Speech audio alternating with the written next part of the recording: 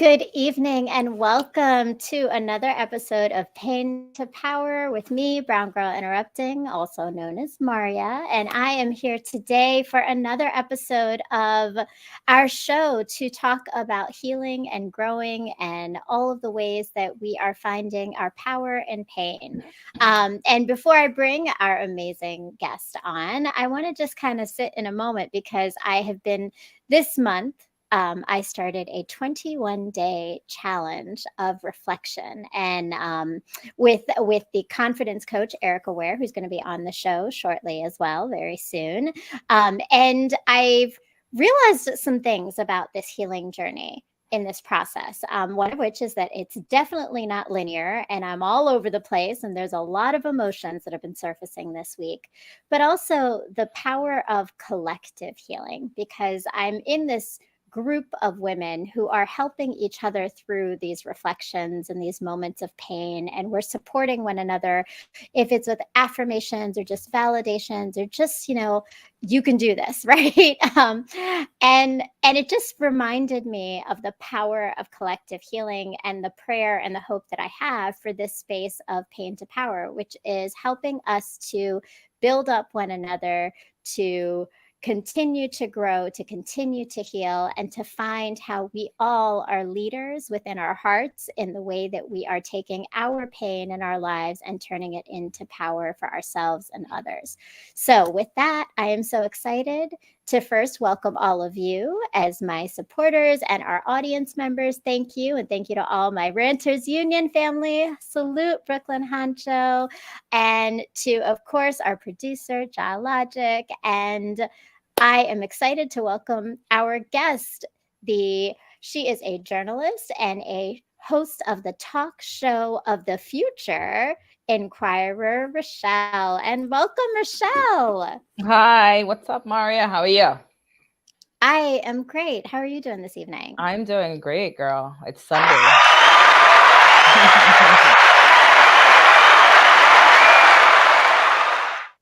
It is Sunday, which it's like the end of the weekend, but it's also like a day of like reflection a little bit. So hopefully you had a good day of a good Sunday, and you're ready to go for us to get into some really good conversation. I'm really excited to have you here today. Thank you.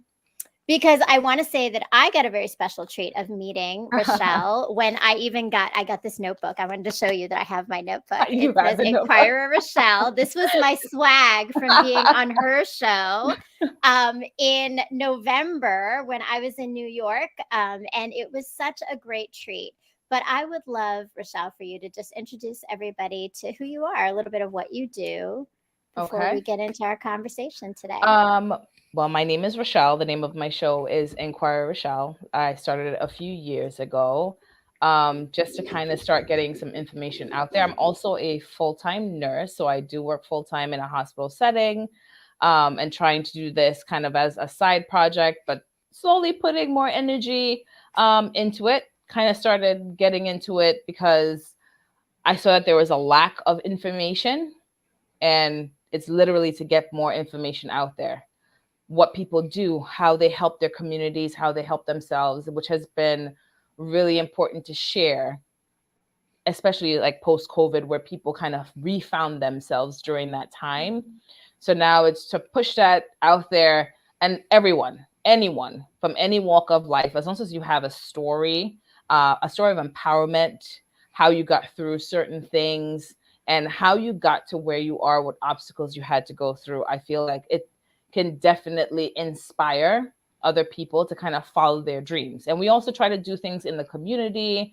I see some clips there from when we had a little talent show at a high school in Brooklyn, and just trying to really get everyone as involved as possible, one step at a time. That's a beautiful thing. And I think you embodied everything we just said about this idea of pain to power, right? That is Yeah. Inquirer Rochelle. It's elevating all these great stories, and you have the beauty of doing it all in person. So it's really Oh, personal connections, and that humanity is seen. Look at that. That's awesome. And I love it. So as you've come on the show, I would like to know a little bit more just in terms of yourself and your thinking about, like, when you think about this idea of pain to power, what does that mean to you? I feel like everyone goes through a part in their lives, whether they're young, middle age, older, it doesn't matter. There has to be something that propels you to do something else, right? So the pain, as you say, that they go through, whether it be a depressive state or your anxiety or the challenge of trying to pay your rent or anything in your life that you see that kind of stops you dead in your tracks and you're just like, oh my gosh, I don't know how I'm going to handle this. Give me the power to handle this. Mm. And then what steps you have to take next to kind of get over that hurdle in your life type of thing. Mm. And that's kind of why I'm thinking that pain to power kind of lies for I can't say for everyone, but for people. Mm-hmm. Well, Yeah. and it sounds like maybe it might have for you as well, but I love that language of propelling us through something and to Yeah. get over those hurdles. And that is a lot of it, right? It is that journey of pain, knowing that pain is going to come, but finding our way over it. So with that, tell me, I want to know a little bit more about just your background in Uh, that idea of your propelling. And we're going to go back a little bit more, but you were born in Trinidad and I then you was came born, yep, here, right? born So and raised in tell me Trinidad. tell me a little bit more about that. Sure. Born and raised in Trinidad. So I am the daughter of immigrants. My mom was here much longer, uh, of course, before I came. And I actually came when my grandmother passed away. I was her baby. When she passed away, my mom was like, okay, now it's time for you to move to America, which was, dare I say, a culture shock. Coming here and, you're growing up and hey, good morning, good evening. And then you come here and you say it and everybody's looking at you like, what? Why are you talking to me? And in Wow. school, the same thing. I know I don't speak with an accent all the time, but I do speak with an accent when I'm with my family. But I changed it when I was in, I believe, junior high, because I got Mm. tired of people saying, can you repeat that? Can you say that again? And I'm like, what am I saying that's so different? It's English. I just have a little bit of an accent. So I started teaching myself how to speak more, I guess you could say, more American, where Mm. everyone could stop saying, please repeat that. So I used to say over there or down by that tree. And they would say tree, the number tree. I'm like, no, I had to start saying three, the number three. So that was a hurdle that I had to get over. The culture shock and going to school, being teased at school or being bullied at school for the clothes that I wore didn't bother me at all. I was just like, I have clothes, I'm wearing them. But let me just say that I made, at that time in the school that I went to, 3/4 pants, the pants above your ankles, very cool, because I had pants that never really touched my ankles. It was what my parents could afford at the time. So, that's what I used. I never saw a problem with it, but other people saw a problem with it. So, yeah, that was part of my childhood. No, thank you for sharing that because I think that's I mean, but your experience is not that rare. There's a lot of kids who go through that experience Oh, and yeah, adults, right, that of remember course. that. But I think I love how you said that like you made 3/4 pants like popular because it is the idea is that Hey, things can only impact us if we let them impact us. And I think the yes. fact that at that age you were able to find your power even in that moment is pretty cool, and definitely I think that says a lot about just who you are. So like as your upbringing, right? Mhm. And thank you, Justice Salute BG and Regal Rochelle. Yes, Regal There we go. Rochelle. I She's love it. sitting very regally. I love it. And with a fabulous poster too. And peace Thank and you blessings very to you, Brooklyn much. Honcho. I love it. So in your upbringing, like some of those things, how has that impacted? Like some of those experiences impacted just things that you've taken away or like messages that you've gotten in how you navigate your life a little bit Um, now, or like how you make decisions. I feel like with the upbringing that I had a strong parent. Both my parents, my dad lives in Trinidad, and my mom was here raising me as a single mother for a time. And then my stepdad came into play. I learned to have thick skin because of the bullying and stuff, and constantly being asked questions that I didn't feel like I needed to answer because I'm kind kind of private. Like if you ask me a question, it's none of your business. I'm probably going to say that's none of your business in a better way. Growing thicker skin. And also I have a sense of independence where I don't feel like I need someone always there for me to get things done, if that makes any sense. I could think back to one of the first, because I'm a little bit of a metalhead, so I listen to a lot of rock, metalcore, hardcore, and I used to go to shows a lot. When I started going to shows, I didn't really have anyone to go with me, so I started going to shows by myself. I asked someone, oh no, I don't think that's for me. That's not the type of music for me. I'm like, oh, okay, that's not a problem. I'll see you later, and I'm gone. So it definitely helped with a sense of independence, growing thicker skin, not really bothering with what people had to say about me too much when I was younger and all of that stuff. And it kind of grew into my profession where you do meet tough patients and they don't want a certain type of nurse, or you're too loud, you're too boisterous, you look a certain way, you're too young. And it's like, okay, I understand that, but I am the person that's taking care of you today. So let's see how we can kind of work it out. It also helped with my vocabulary, my language, me speaking like this, and trying to articulate as much as possible, with not really losing who I am, because I do have, like I said, I do have a very thick accent when I'm speaking. Like if I'm at work and I'm talking to my mom, everybody turns around and is like, oh my gosh, she has an accent. Yeah, I have an accent. That's just part of who I am. And yes, I know that I kind of cloak it, just so people could stop basically annoying me and asking me to repeat myself 8 million times. So yeah. But and so I think but you bring up a good point, is that you said not avoid, not showing up not as who you are, right? And I didn't quote you exactly, but that idea, right? And can you say more about that? I think authenticity is so important, but sometimes that's the thing that's really hard to bring forth when the world is not accepting your authenticity. So how was that for you, and how do you overcome that? How did you continue to keep your authenticity and your connection to culture and community and family while also navigating, being in America, being in this area and this world kind of thing? No, be family.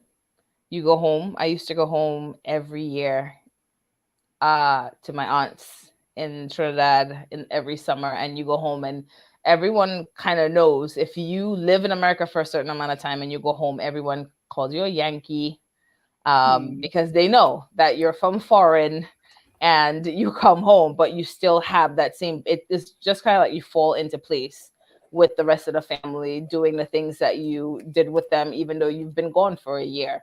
That definitely helped. I still listen to a lot of the music, a lot of soca. I may not know the up and coming people, but definitely new music to learn, especially with Carnival coming up at the end of this month. It's actually very nice to hold on to that. And yeah, just kind of being grounded by the people around me. And even though I changed certain things and I hate to say that, to fit in better when I was much younger, because now I'm much older. I dare not say my age. I shall not say my age. But now we're more in an accepting community, right? Everything's more inclusive. Everything's more accepting.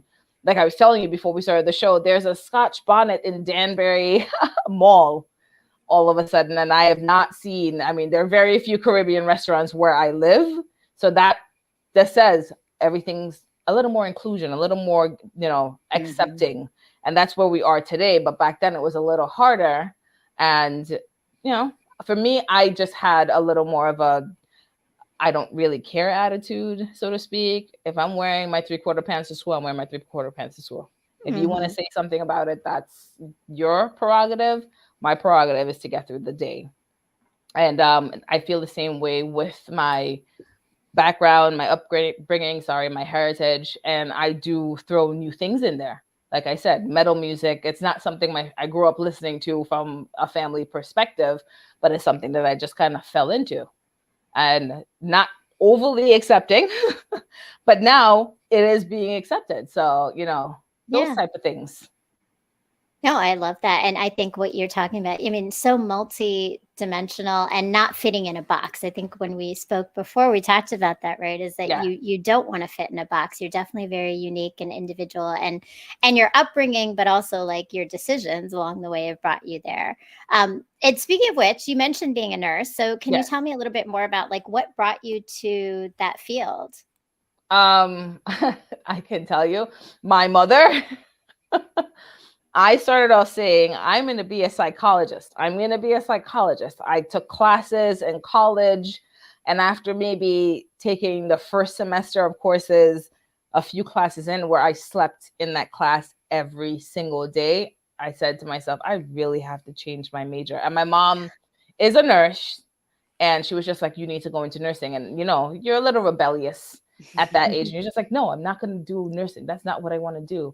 You need to go into nursing. No, that's not what I want to do. And then boom, that's exactly what I ended up doing.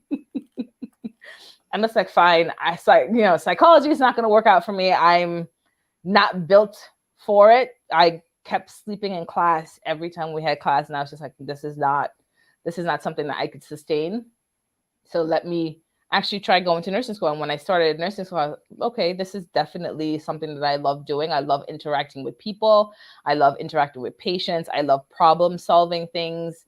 So I rolled into that full speed ahead and ended up getting my bachelor's degree in nursing and recently graduating with my master's in nursing education. So I definitely can say that I've come a long way in my nursing career. Well, congratulations. That's awesome. This is Thank very, you very very much. Thank cool you. and quite an accomplishment, right? Thank you. Sure. And it sounds like mom knows best in the I end. know.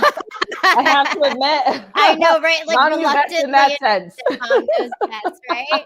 I love it. No holdbacks is here. So congratulations indeed. Our lovely Tasha is Oh, in the awesome. chat. Hey, Tosh. I love it. And so I mean, but nursing, obviously you've done a lot with that as well. But then Yeah. so now you took your experiences of nursing and that's caring, that's definitely a pain. Like learning how to find that Yeah. power in pain for sure. How did that lead you to now becoming Inquirer Rochelle? And what does that mean So, for you? Like what was that pathway for you of like, I'm gonna now try something totally different than nursing? so I've been looking at some podcasts and listening to some of the things that Steve Harvey was saying, like in the breaks in his shows and stuff like that. And everyone these days are talking about the vision board. You need to have a vision board and a vision board and a vision board. I had a vision board in, I don't know, 2013, 2012, somewhere back there. And I put these things on my vision board that I'm going to have a show, that I'm going to graduate with my master's degree, that I'm probably going to go on and, get my doctorate or NP or something of that. I had quite a few things on my board, like one step at a time. And a lot of those things have already come to fruition. Inquire Rochelle, just because I'm asking a lot of questions, right? I'm inquiring about what people are doing. I'm inquiring about what their lives are. That's kind of how I came up with the show, but it started years and years and years ago. And my mom and I used to, watch Oprah a lot. And I used to say, man, I want to have a show like that someday, but I want to encompass as much as possible. And I kind of want to do the same and expand it a little more if I can. So my show was born. I kind of kicked it off with a bang, had rented a whole place and had a big party and invited people. And I kind of brushed it to the wayside because then work overtook everything and going to school overtook everything. And then during COVID, I was busy. For working full time, literally working at any time they needed me at the hospital because it was a difficult time for everyone. But then it made me kind of reevaluate my life, just like I'm sure a lot of people that were stuck at home, stuck in jobs they didn't like, didn't have a job, and all these things started reevaluating what their priorities are in life. And I realized that I put my show down here, and now it's time for it to creep back up here. So slowly but surely, we're getting it back together. It's a work in progress. It's not perfect, but I enjoy finding my guests, which is difficult to do because people are not as trusting as you think that they might be.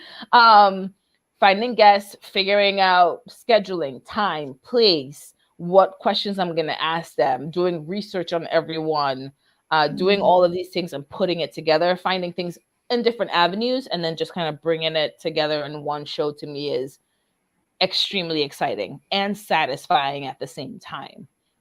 So Inquire Rochelle is from way back when, but it's slowly coming together. And I feel like hopefully it's going to grow and be something that could be, as big as possibly can be in the future, but still a work in progress, but we're getting there.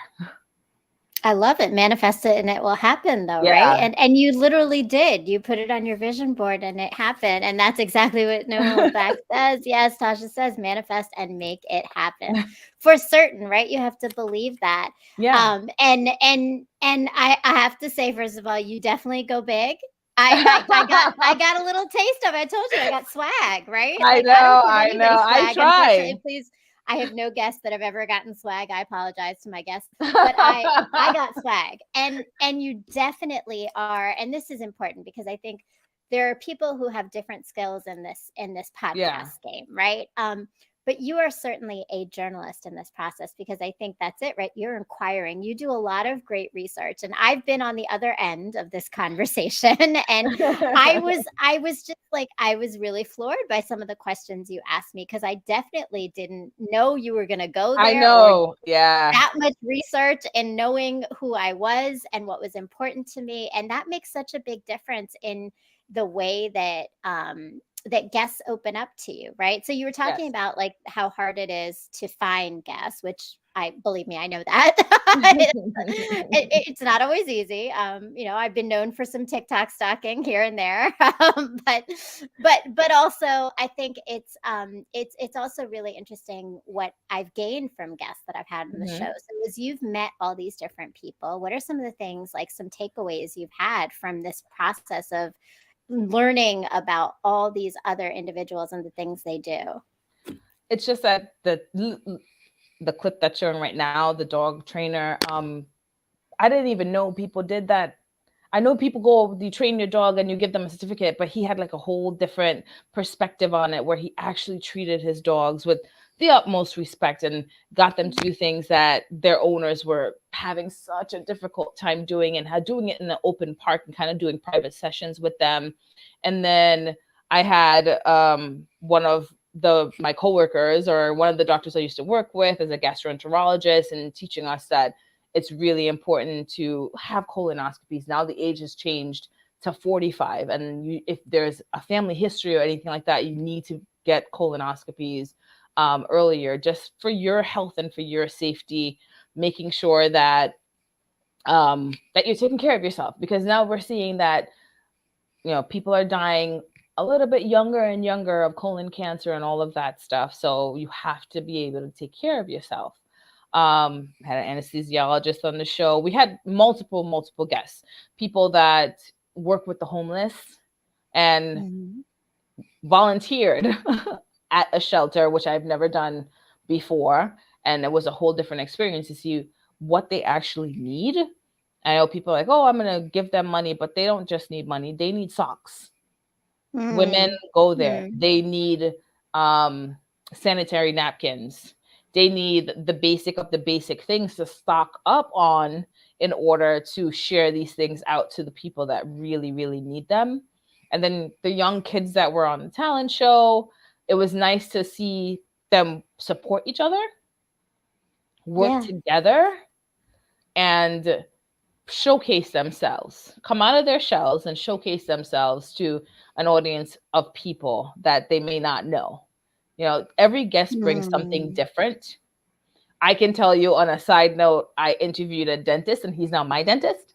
I liked him, Dr. K. I loved him so much. I was like, you're going to be my dentist. I'm going to go to you. And he's great. He has great, I could say, bedside manner, even though it's in his office. He makes you feel nice and calm and collected before he sticks you with the needle. So I appreciate that so much. but I've had quite a few people on from different walks of life. And it's really to showcase Mhm. that you can be wherever you need to be, or you can get to wherever you need to get by going through these steps. And you have to work Mm. hard at it. And this is not going to be easy. It's not going to fall into your lap. You're going to have to put time and energy into it. You're going to have to not procrastinate on that, I don't know, on that paper that you're writing. Write the paper and understand what you're talking about and go for it. And not everyone needs to have a college degree. When I say write a paper, we need so many other different people. I know kids these days are big into entrepreneurship, and which is amazing, but there's so many different avenues and walks of life that you can take in order to get yourself where you want to be. But you just have to Mm. know where you want to be. I love that, but I think you're exposing people to new places to think they might want to be, right? Like Yeah. that's beautiful and very much in your own community, which is really cool. Like I think I'm like I wish I was in the audience or like like these are great shots. Like it just looks like everybody's just having a great time. There's so much connection, there's so much collective energy and just people learning about each other and laughter and It it's looks beautiful. amazing. I can tell you from my end, it's stressful as ever because Oh, of course. coordinating that entire thing, it can be a little challenging. But I actually find it a lot of fun because at the end of it, I feel accomplished, like I did something, and I got a message out there, and I'm posting this up. So maybe somebody, even if it's one person who gets the message, then it's all worth it. But that's awesome because I think, again, you've definitely delivered the message and you deliver so many messages, right? Like you were talking about so many different layers to your guests. And I think it's Yeah. like the idea of like informational, but also there's like this expanded view of things that, and I can say I got the experience of watching you interview like six other people in the same space I was in. And but it was amazing because it was like all these multi-dimensional Hmm. people coming and sharing stories of like maybe they started their careers here but what they're doing that's so transformative outside of that, how they've taken art to be therapy or how they connect their travel and their Yeah. journeys to the healing that they've been doing for people in their community and their I school like that systems like you're mentioning all the recent guests, the shows that are coming up. So thank you so much. Yeah, we're plugging it in because I y'all have to know, I watch. can You tell. all have to check it out when they go live or when they are broadcast for you to see because definitely there's some excellent interviews with really cool people. And you learn so much about different careers, but also expanding again like what it is to be multidimensional. And I think it's such a full circle of coming back to you talking about your childhood and that connection between people assuming things and who you are that isn't that box, right? So you're Right. elevating all the people that are and out how they're outside these boxes that we try to put individuals in, even in their careers, right? Yeah. Which is a really cool thing. So you talked about all the things you loved, but just in this process, and we Yes. said, right, it's like really chaotic to organize things. And I know that end of things as well. What are some of the challenges that come from taking on this? In particular, I think we should emphasize, in addition to a full-time position as a nurse, Yes. in Yeah. a very demanding time for healthcare right now. So, what has been challenging in this process for you in, just kind of going forward with Inquirer Rochelle? Juggling everything that I had to do. I used to, go to school part-time, work per diem, work full-time, and still do the show. And now that school is kind of off the table, I think that, getting guests on can be a little challenging. Finding the time, regardless, in my schedule is a little difficult to coordinate. Coordination with multiple people to shoot all of their interviews on one day, that is definitely a challenge because everyone has such different schedules. So finding that one day, finding that maybe 6 hour block of time, is difficult. And then there's also the financial challenges of sometimes you need to rent a space in order to make sure you have a space to set up equipment and to get everybody done in a day, and paying for the hours of filming time can be a challenge. Yeah, there's quite a few things that to get over, but it's all doable. It is absolutely all doable. And I tried to do a little dance thing on one of the shows in the beginning. That was, let me tell you what kind of a challenge that was. I Wait, hold on, love. go back. A dance thing. Did you Yeah, have like a we're dance not showing number? that clip. we're not we are not Just showing gonna that. pull the No, old no, footage. don't you dare. Don't you dare. That was not my greatest moment. I have some rhythm, but it's not the greatest. And I tried to do I don't know, like a little salsa thing. And I actually went to dance classes for a few weeks. And man, was that difficult. I said to myself, I did not know what these dancers go through because that was a challenge for me, man. And But it that is still such didn't a come out that great. commitment. I just tried it. Look, so two, one, you get credit for trying, and two, Yeah, for they being were great. vulnerable on stage. And I think is so important at when you're creating things and you're trying to lead others. Vulnerability is so important as a Well, that strength, was right? on my show. That was one of my most vulnerable moments. And my dance instructor was Brianna Rios, and she is amazing, absolutely amazing dancer and patient. And I thank her from the bottom of my heart for, trying with me for all of those weeks. I love it. That's really cool. But that's a really cool thing. Like, I am so impressed. You danced on your show. There's no dancing on the show, Man, y'all. I don't know if you would call it dancing, but I did something. I tried a little something. I Okay, did. okay. Like, I definitely, again, credit. Like, you tried. That's impressive. I So, what are tried. some other, like, really memorable moments that you've had on your show? Um, there's a That few. Josh says you did fine. I did. See? He has to say that. We get him to say those things.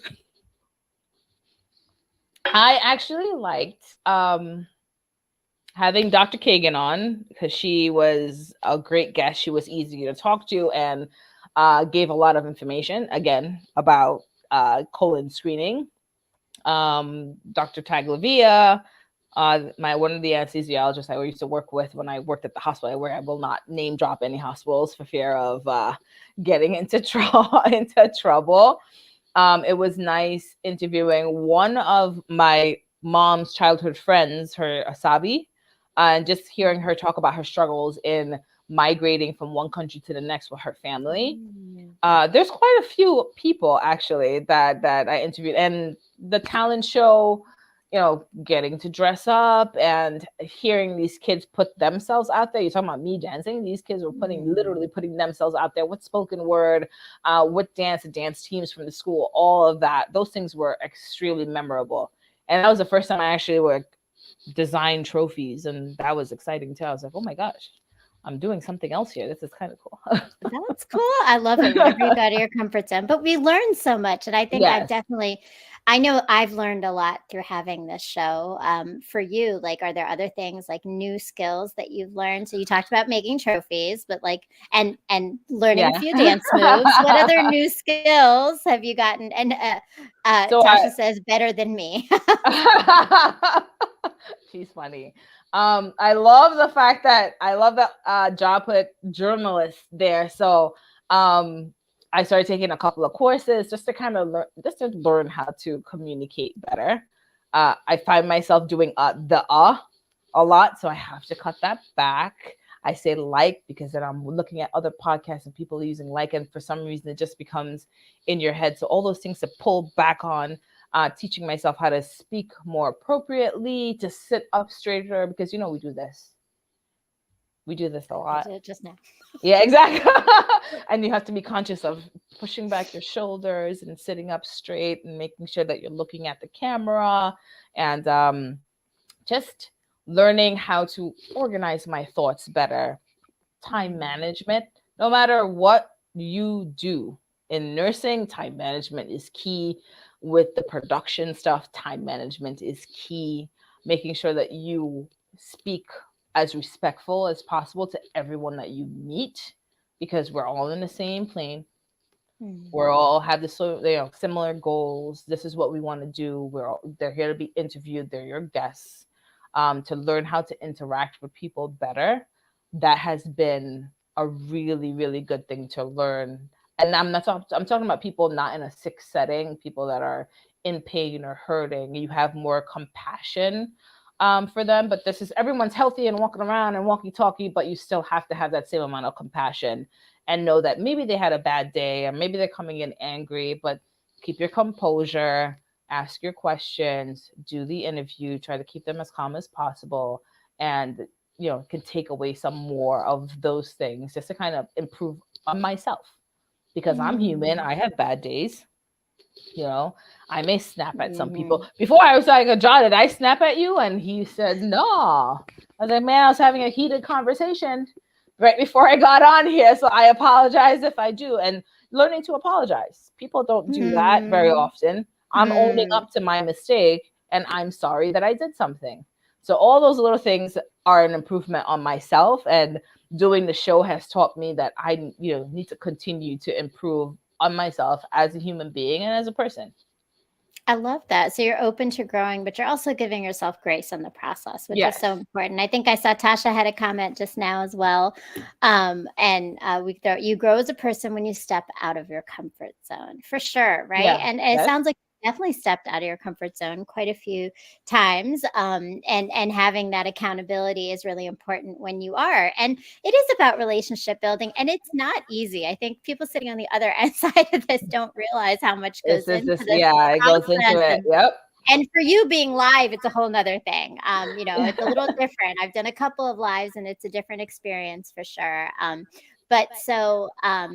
So you are a journalist and I am also a writer. And we're going to take a very quick break where we just learn a little bit about my writing because I recently wrote a post called Am I Really Okay? All about the idea of self-doubt, thinking of what we just talked about, and the idea that even when we have so much confidence and we do so many things, everybody experiences those moments where you don't know if you're capable of something and you doubt yourself.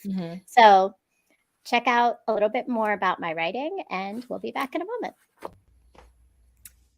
Hi, my name is Maria, but you are soon going to know me as Brown Girl Interrupting. And what I mean by that is that very soon, hopefully, you're going to be following my blog. I am a writer, and I started writing because I was married, I had children, and then my life changed when I separated, and I did a lot of learning and reflecting and growing in that process of change, because change always leads us to that. And I've decided to share that with the rest of the world, because sometimes hearing that someone else is going through the same thing as you, or understanding and putting words to the feelings and experiences we're having, helps us to heal from them, or grow from them, or learn from them. And so that's what my blog is. It's writing about life, healing, relationships, parenting, dating, marriage, pain, love, mistakes, growth, and coming out whole still in all of it as a human, flawed, but always open to new things. So that's my life, that's my journey, and it's written in this blog. But my hope is that you are going to go to www.browngirlinterrupting.com and join and subscribe to the blog and read all about my story to help you maybe gain some perspective on yours.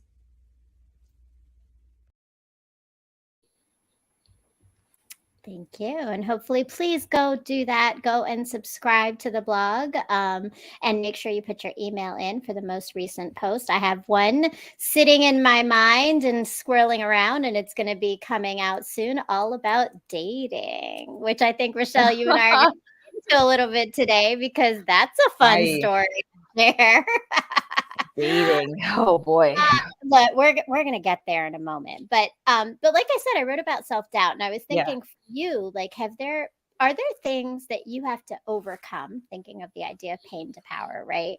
When it just comes to moments in life, not just, creation and your journalism and the show, but like just in general, like, do you ever feel yourself having to overcome some fears that like are harder for you to show up sometimes in life? Um, yes, I feel like the biggest obstacle that people face is themselves, Mm. right? Mm. Because we say, "Oh, I'm gonna," with me with the dancing, "Oh, I'm gonna learn to do the," sorry, "I'm gonna learn to dance." And then as soon as I get there, I'm like, "Man, I don't know if I could do this. I don't think I can do this. I'm not built for this. I've never done this before. Why am I doing this?" And then you start putting little doubts in your brain, and then it's, I can't do this, so I'm going to try, but I know I'm not going to be good. It's not anything that's positive, like, yeah, I can totally do this, and I'll be the best at it. But we doubt ourselves when we start doing anything new, anything that is out of our norm. There's always Mm. our self-doubt, and everybody Yeah. does it. I do it all the time. With the Mm. show, I was just like, I don't know if I could do this show. This is a lot of work. Where am I going to get the time? Where am I going to get the funds? Where am I going to get X, Y, or Z? I already planted that seed.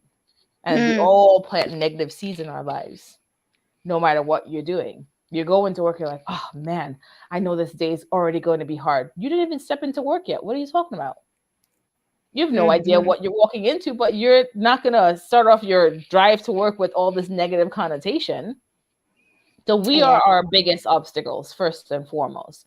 There are other physical things in our lives that make it harder for us to do certain things, whether you're sick, you're not feeling well, your back aches, you're driving to work and you get in a car accident. All these things are physical things that, I hate to say this, but physical things that suck.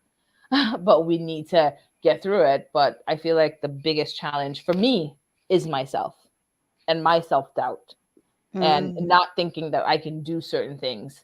But then getting the motivation from reading books, listening to other people's stories, listening to other podcasts, and hearing how, this person went from here to here. I read Viola Davis's Mm. book, and which is hugely inspiring. And she literally went from nothing, and at 57 years old, she is at the top of her game. And Mhm. she got there through hard work. And her self-doubt was the fact that she thought that she was not beautiful, and people kept telling her that, yeah, you can't look like that and do certain scenes in certain movies, but you got Mhm. to overcome that fear and then get to where you need to go, or where you see yourself. So we need to work on ourselves. That's basically what I'm trying to get at. We need to work on ourselves, and we need to work on doubting the things that we say that we're going to do, because regardless, no matter where you are in life, no matter how hard it is, and I know everyone has different circumstances, I'm not downplaying that at all. There is always a chance or a way, or God opens a way for every single one of us to Mm. get to that other side. So yeah. And and I think you mentioned some strategies and ways, right? Like how you did it. I think in terms of that shift of, it is, we plant seeds, just like we plant Hmm. seeds that can manifest into beautiful things like talk series, right? Yeah. Or we plant seeds that can, that can be harmful, that are negative, right? So we Yeah. really do manifest what happens for us. But you mentioned how, and I see Nicole Beck says Viola Davis just became an I EGOT, know. I won a saw that. Grammy tonight. Congratulations to her. Woohoo! She Congratulations. She is quite a force, quite a definitely freaking force. an And but inspiration. and yeah, we love Viola Davis. And I think like, and inspirational, but that's another piece, right? So you seek out inspiration to keep you going, it sounds like. And that's Yeah. definitely a strategy. I think a lot of times for us, self-doubt is going to come. And we all just said that, right? Ja concur and Tasha.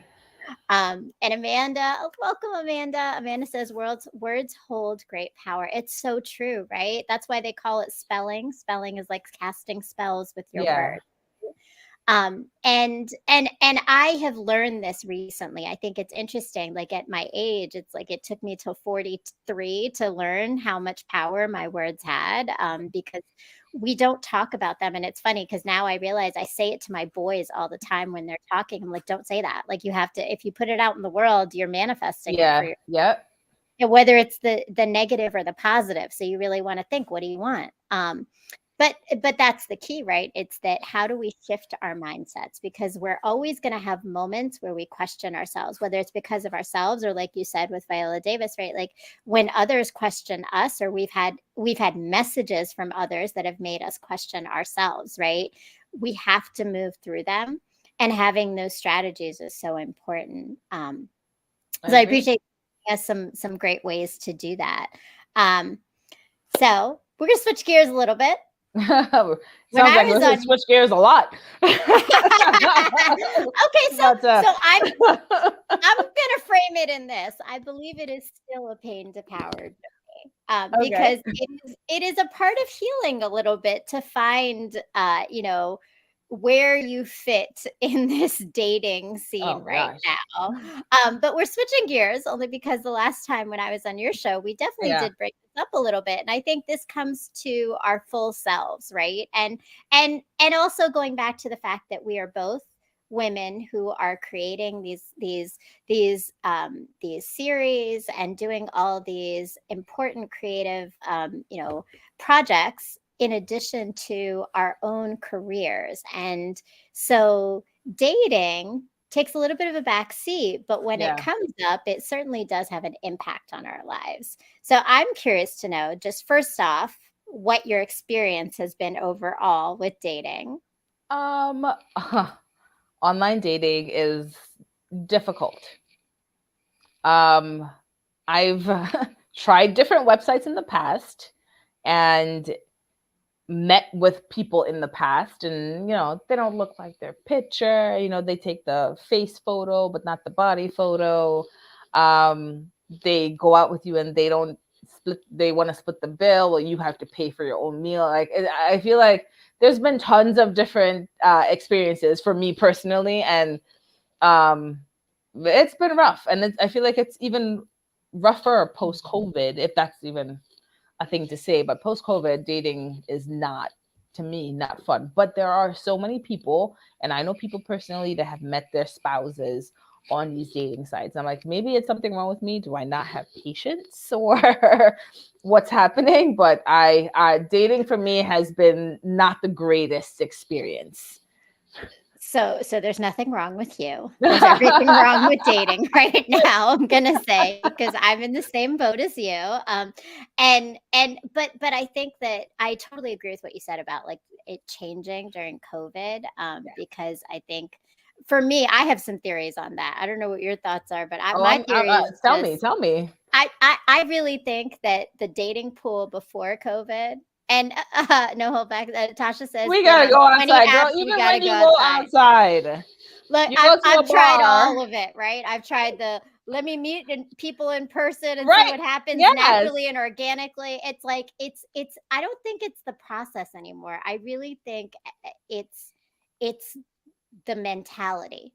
Okay. And I really think and the post-COVID thing for me is that I just think that it was a little bit more selective in who was interested in online dating. But with COVID, it was like, well, everybody's online now because nobody's outside, right? So you have the pool just got a little bit murkier is all it was, right?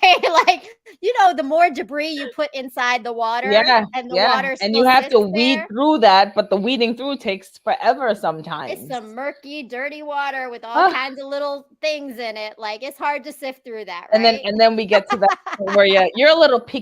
I'll be honest, I'm a little picky. Like, I have some standards that I'd hold to, but some people are just creepy. No, but picky is necessary. So tell me about your picky. I'm curious to know, when you say you're picky, what do you think that means for you? I think that's a hard one, though. That's so hard to answer, because everyone's so different. I know people have their preferences, and I have my preferences too, but I feel like I need to be physically attracted to the person. That person doesn't mean that person needs to be drop dead gorgeous, because that's not the attractive that I sometimes think of. That person has to be able to stand on their own, meaning that, you have to be working. I never said anybody has to be a doctor or a lawyer or anything like that. Just working. You're working towards something. It doesn't mean that you have to have the greatest job in the world, and you have to respect women. You have to be respectful. You have to treat me with respect. You have to treat yourself with respect and the people around you.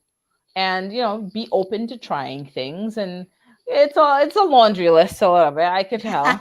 I'm going on and on. But But there are that's a a couple good of laundry things. list, though, because it sounds like to me what you're describing is all the things that you told us about you that are Yeah. important to you. So, of course, they're going to be important in finding someone. That's what I think. I would say I couldn't imagine you being with anybody who wasn't any of those things, right? Like Right. those are important characteristics. And to me, I don't think that's picky. I think that's particular. And there's a difference. That's why I was asking, like, tell me what you mean by picky, because and I love it. Have And Tasha ambition, says, have job, ambition, a job, and not not many many kids. kids. Yes. Okay. You don't want to Okay. be in a lineup.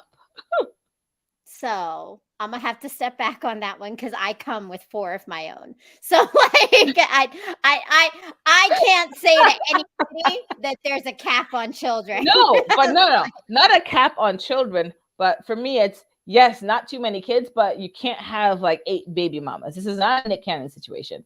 We are not having this many baby mamas. I'm not going to be in a lineup. If you're married and you have children in that marriage, that's awesome. Maybe 2 marriages, okay. But when we get to 5 and 6, I have a little bit of a problem. Especially if I've added that lineup, like I'm in that lineup. That to me is just a little intense. Yes. Yeah. No. And I definitely agree with that because I think, right, like now you have a lot of history to navigate through, right? Mm-hmm. And that makes it harder for sure, right? Like, and so we have standards. I think I saw Tasha said that, right? We have standards and we're particular, but also like, are you seeing a disconnect between the way men approach dating and how you as a woman and like other women that like friends of yours are approaching dating? I was speaking to a friend about this yesterday because we were both talking about the app that we were on, and she was saying that she was talking to an individual and she was doing all the talking. The conversation, I feel like even with me, when you start a conversation, I feel like women are carrying the conversation. Men are not really giving their 2 cents, but then that tells us that you're not interested. So why am I going to continue carrying this conversation? And then all of a sudden, we have to choose a place. We have to make that decision. Well, I'm putting it on you. You can make that decision. It's a decision of where we're going to eat. You can choose the place. I need you to finalize the details. Don't just leave it up to me all the time to pick the place and, oh, where are we going? What are we doing? It's okay for you to step in and do that also. It's okay for you to have input. I feel like dating, and then the approach. A lot of women make the approach. There's nothing wrong with that. But I feel like sometimes, I'm not saying all men, I will never say that because there are quite a few out there that does the right thing, that in my opinion, you make the approach. What happened to men making the approach to women? Why am I approaching you? Why can't you approach me? If we connect online and it says we both like each other, except on Bumble, because women have to make the first move on Bumble, why can't you make the first move and start off a conversation with me? If that's not happening, then that's also adding to my quote unquote pickiness or being very particular, because if I have to continuously start a conversation, then that conversation is over, I totally agree. And to me, that's effort. And I think here's the thing. We just named all the things we do in our lives. We don't have time for lack of effort. Yeah. Like this, it's like a waste of time to me. When I hear that, I'm like, so I have to carry the conversation. I have to do all the legwork. Like this is like, you're not making any effort in this. Then why am I doing it? Yeah, in the beginning, you have to put in your 2 cents. You have to continue it too, right? Yeah, yes, definitely. Yes. And Tasha says, Pink asked her husband to marry her. God bless. I couldn't. Yeah. I don't know if and so this is interesting because for me, and I think you were mentioning it, Rochelle, just now, like, I think that I am a tradition, like, I want men to have some, in my mind, I will say my idea of what I feel is traditional behaviors of being manly. Like, and that doesn't mean the strong guy. That means Right. really Yeah. showing up, taking initiative, like planning things, like, and deciding, yeah, where we're going to eat. Like, right, Yeah. pick me up. Pick me up. Don't tell me, do you want me to meet me there, not there? No, just pick me up. Like, Oh, say, I'm please. coming to And your house at this time. don't Be say, ready. yeah. Don't say, you want to come over? No, I don't want to come Oh, over on the first date. What is the matter with you? No, I don't want to come over. but there's no effort in that. That's it. Like, I really believe there's a lack of effort on the part of men. And I know we got some ear hustling men in here trying to and waiting to jump in. I see you, Zia Marcon. Yes, yes. Listen up, right? There you go. Right. Well, but it's the truth, right? And I think that's important because I was on a show with Random Thoughts, is another one of Uh-huh. our Ranters Network show. I don't know if you've checked it out yet, but it's a great show and they've got a Yeah. lot of great conversations and they have a mixed group of, they've got a woman and they've got men on the panel. So they have a whole nother conversation all about different things. And Okay. this idea, one of the the hosts talked about the idea of how men and women just aren't seeing things the same way, and so there's a lack of communication because we're coming from Oh, things differently. okay. And Okay. I would totally agree, and I'm always curious to know where that disconnect is happening. So there's one of it is the effort level, and I don't know Mhm. what it is men are expecting. Is like, do they think we want to do those things, or do they think that Yeah. we should be doing those things? Because I think like it's a shift. And then yeah, and I think for me the other piece has always been like the inability to be like take initiative and even just like settling into one person, right? Like this Mhm. like multiple choices. I think social media, and I would say COVID again too, right? Because now everybody's on social media and Everybody everybody's is. Yep. connecting through DMs and IMs and that's how now you have like a whole pool of people, it Yeah. seems, to choose from. And men don't feel like they feel like women They get to don't need all to. be options. Like there's just Yeah, they tons don't of need to settle options. on certain things. Again, we're Yeah. not saying all men, but some men don't feel like No. they need to No. settle on exactly on certain things. So I don't know what the dating pool is going to be like in the near future, but hopefully it, progressively gets better. And hopefully this new generation coming up learns a thing or two about, respect and treatment and making the effort and all of these different types of things. So fingers crossed. Agreed, agreed. And I think but that's a big one, and I think sometimes also it's beyond just the dating. I think it's just that connection with people, right? So Mhm. dating is only an extension of relationships that just come from relationships with people to me, Yeah. right? So I think when you know how to build friendships, when you know how to have guests on your show and interact with Yeah. them, you should also hopefully know how to take that initiative and plan and prepare for dates and things like that too. And hopefully that is where our youth is going to go a little bit more. I'm still working. I have 3 boys at home, and I know I'm still working on that narrative with them. Some days, we've had some heated dating conversations Some before where heated debates at home. yeah, about their idea of women, and I'm like, where do you get this? Like, Oh my gosh. so, but and I know we veered off into the dating conversation, but I I know. think It's okay it's all though. Good connected to information. some extent to me, because I think it's all our journey, right? It's all the Right. journey of discovering ourselves and understanding things. And so, as we close out today on your journey, as you have grown from the young 8-year-old Rochelle who came from Trinidad to America and navigated all these things to who you are today, um, what would you say to your younger self as some kind of like, messages of encouragement or things that you've learned? Don't be afraid to try new things. Don't be afraid to be yourself. Don't be afraid to stand out in a crowd, because I had moments of that, especially in high school, until I think my early 20s. being afraid to raise your hand to answer questions in class and all that stuff, even though you know the answer, being afraid to be called geeky and all of that stuff. It doesn't even matter. But I would tell my younger self, don't be afraid to take chances. Life is about taking chances. Hop in with both feet and then see where that takes you. I love that. That's beautiful.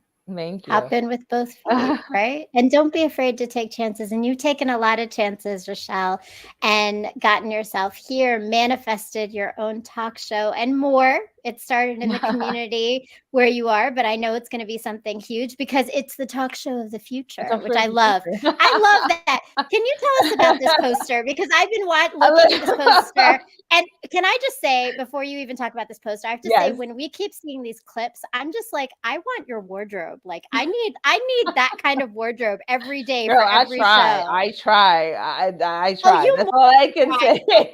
You slay and you show. Like, you don't just try. Like, you're fabulous. Fabulous in every outfit. Thank every you very color much. scheme. Thank you. So No, tell us about this your poster is literally, I went to a party with no holdbacks and a couple of our other friends, and they just snapped a shot, and I said, oh my gosh, this shot looks really, really good. I think I'm gonna make it into one of the posters for my show. And it actually came out really nice. I love the colors. I love that shirt that I was wearing that probably can't even fit me since I added all that COVID weight to my body over that time. But yeah, the colors, it was a beautiful white. The back of the shirt was much longer than the front. It was like almost a kind of a halter top, but it flowed almost all the way down to my ankle. So they took that shot. Thank you to my friends for taking that shot. And now it's one of my posters for my show. That's fantastic. And it's beautiful and stunning. And I have to say, I am always inspired when I hang out with you because you have introduced me to swag, poster, step and repeats, lighting, like all sorts of things that I did not think about before. So who knows? Maybe I'll have a Brown Girl Interrupting poster somewhere around me. Do it. Definitely. But I love it. And thank you. And please, everybody, stay tuned for the broadcast of Inquirer Rochelle coming to you very soon. Do we have Check it out on YouTube? Add me on Instagram. We will keep you as updated as possible and try to get more people and the messages out there that you want to hear. I love it. Thank you so much. And Zia Marcon says, my mom had 9 children, 5 child fathers. Her last was at 45 years old. Now he's 22 to 23. Her first was 17 to 18 years. Long story short, a woman with 8 children met a man and had her 9th and her last child. I mean, I saw a story yesterday. So ladies, it's never too late. Thank you. It's never too late. You probably saw the same story about the 85-year-old that married the 24-year-old, and I was like, everyone can find love. We can find love too. Look, I agree. It's never too late. My hope is like it's before menopause. I'm like at that point in life for any like you're not there yet. I'm there. Like I'm solidly in my 45. So yeah, like before menopause, I'd be happy at this point. Right. I hear you. But thank you so much. Thank you for having me on this show. This was great. This was absolutely great. I had a blast. Oh, I'm so glad. It was great to have you on, and it was really nice to hear your story and have you share. And please make sure again you go follow Rochelle and on Instagram, on her YouTube channel, and make sure that you are following me as well on go to my blog, www.browngirlinterrupting.com, subscribe, put your email in. And make sure to follow me on Instagram, on YouTube, subscribe, hit the bell, and stay tuned for next week on February 12th. I am going to be featuring a plus-size model and new entrepreneur, Noelle, who is going to be sharing her story of pain to power and how she has shifted her career and is blowing up in the modeling world. So please make sure that you follow me, that you subscribe, and that you're here again at 9 o'clock next Sunday on Pain to Power to join me. And thank you again, Rochelle, and have a beautiful night. Peace, love, and light. And Take thank care. you, Ja. Have a good night. And Yes. to all of our supporters and the people who came in the chat, we appreciate you showing up tonight. And to anybody who's watching the rebroadcast, thank you so much. Thank you. Thank Have you. a good night. Have a good night.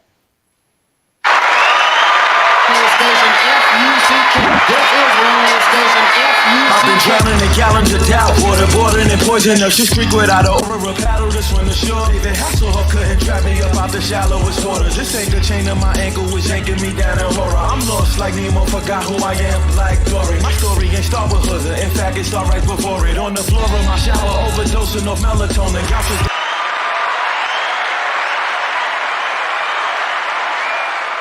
This is radio station FUCK. This is radio station FUCK. I've been drowning in gallons of doubt, water boiling and poison up Shit's Creek without a oar or a paddle to swim the shore. David Hasselhoff couldn't drag me up out the shallowest waters. This ain't the chain of my ankle was yanking me down in horror. I'm lost like Nemo, forgot who I am like Dory. My story ain't start with Hooker, in fact it start right before it. On the floor of my shower, overdosing of melatonin. Gouches banging on the door, had to stop me cause I was gone and was always depressed. Since young was a mess, I guess I was just possessed by the rest. Obsessed with this quest to get to this message I call a rap game. Viral fame drowning out my real message from then a bunch of mistakes. Album flop got dropped. I'm fucked and fuck this. I guess I'll just run away, but regrets is suffocating. I started to contemplating, am I feeling this success is succeeding in what y'all thinking? Cause I lived in this water, I died in this water, been baptized, skinny dipped, I drowned in this water.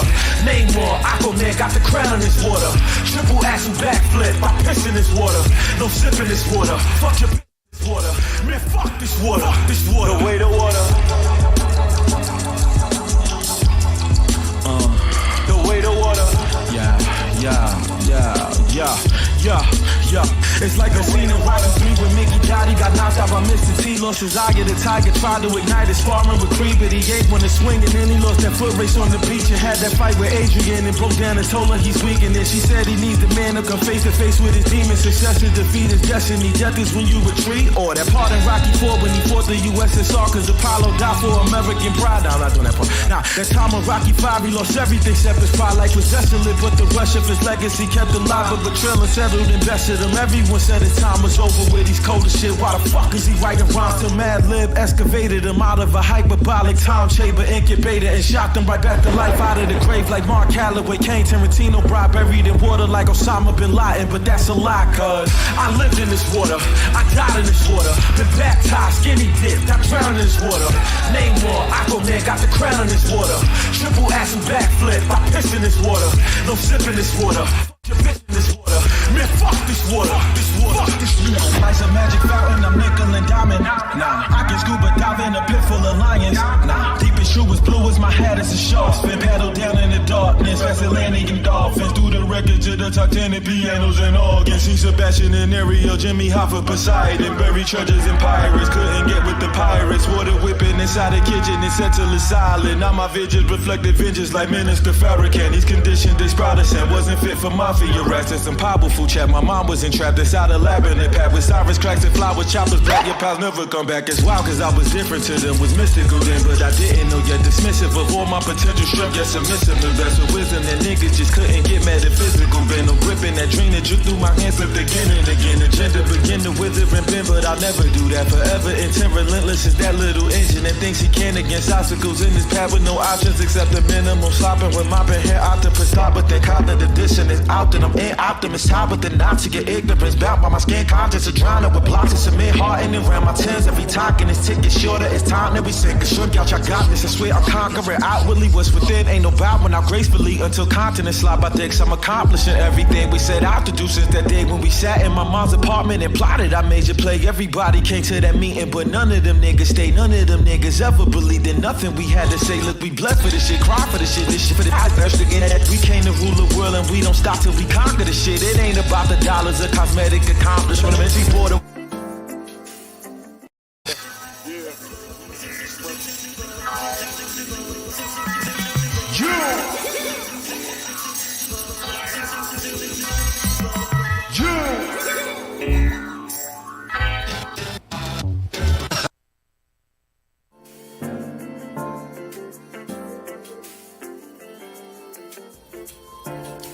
My world has slayed slowly crumbled around me countless times, and every time I rebuild with the pieces I've been given to birth something so transformational and beautiful that no one else knew might exist before it was shown to them.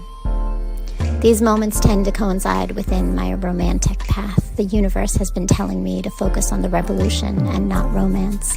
It has over time given me the tools, resilience, and light to turn my pain into power. And only now do I see that the key to this always resided in the love and knowing I had in myself, not from the external sources of family or men. The message I have been avoiding might be that my time in this world I had existed in was not to receive love, but to put it out there for others to see, feel, and heal through. Revolution before romance moves pain into power.